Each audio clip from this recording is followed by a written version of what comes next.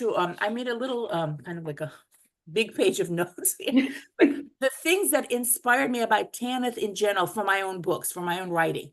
First of all, I mentioned her beautiful style, the poetic sentence level perfection, reminiscent of Oscar Wilde. But basically, anybody else right now, there are a lot of good, beautifully, stylistically beautiful authors writing these days. There are people like Jacqueline Carey, who has Kushiel's Legacy, author of Kushiel.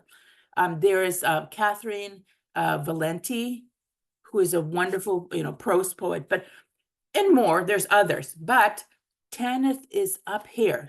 Nobody, I mean, even people like who else, wonderful people who are in fact part of your Kickstarter, the project like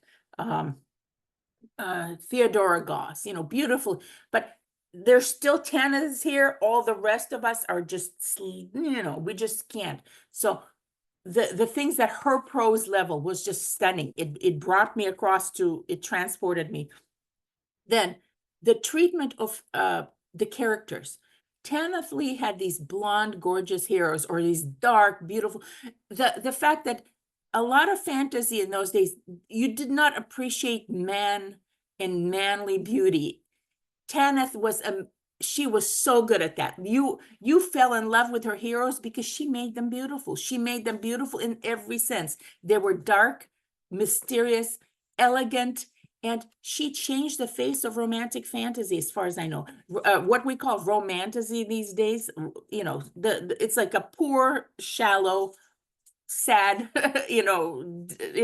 reflection 3 times removed. But what Tanith did was she made fantasy, she imbued romance and love and that kind of longing and angst that did not exist before. You would have like Tolkien, and we would have, yes, lovely, wonderful books, but that type of weird, strange, dark, soul-wringing angst of love is what Tanith did.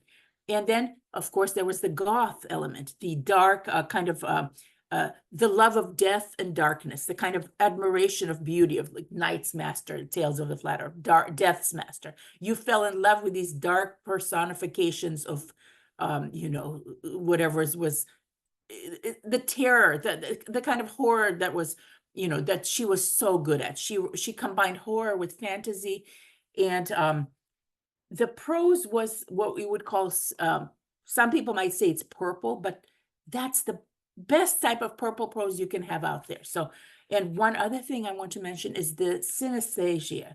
That's a mixing of senses. And I don't know if I'm pronouncing the word correctly, synesthesia, but this is something Tanith herself brought up, because when I sent her a copy of this, Lords of Rainbow, which is a world without color. So there's no color in this world. There's only these things, and I had to be describing things using monochrome terms.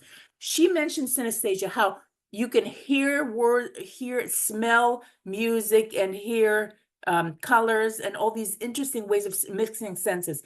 This is what she did with her prose. She imbued it with mixing of the senses. And those, in a nutshell, those are the elements that just, to me, make her stand far apart, far beyond anybody else writing, anybody else before or after. She is my Shakespeare. So yeah, I definitely have it. I think there are a lot of authors who, to take the term like purple prose, who write very like elegantly and beautifully, but I almost feel like, for me at least, when I'm reading certain books like that, it takes away from the story, Yes. because you're so focused on like the overflowing of the language. But I feel exactly. with Tanith's books, it's like the opposite. Like, I feel like it's so beautiful, but I'm also drawn in as well. Yes. I mean, I'm reading The Birth Grave for the first time right now. Oh, I envy you. I know, it's amazing, which I know is mentioned in the first like Atlantis Grail book. Yeah, but I don't know, it's just amazing, like the way she writes, because again, I sometimes have trouble reading books that are very like very poetic. Like, I enjoy it, but I mean, it's just Right. like, I can envision everything. And going back to like the just gorgeous people, and I just have very clear pictures in my head. But It's yeah, godlike, amazing yeah, visual imagery. And you're right about her not being it's not purple, it's just rich, which some people, Yeah. you know, there's Hemingway on one side, which is just invisible prose and that his like, you know, and then there's Tanith, who is Mhm. so visible, but at the same time, she just makes it real, and there's nothing Exactly. extraneous. And I just quickly wanted to mention, this is Mhm. my best-selling series is the Atlantis Grail series, and qualifies book one. And as a fun little Easter egg on here on page 17,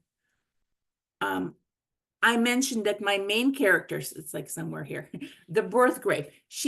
My main character carries a bag of books to save them from this impending apocalypse, this asteroid about to hit Earth. And she puts her favorite belongings in a bag, and one of them is the birth grave. So this was it was a tribute to Tanith, big time. And there are other times I've done things like this too. I've dedicated books. I think some of my volumes here, this is the Atlantis Grail. Some of these books are dedicated to Tanith. So it's just, yes, her amazing purple prose.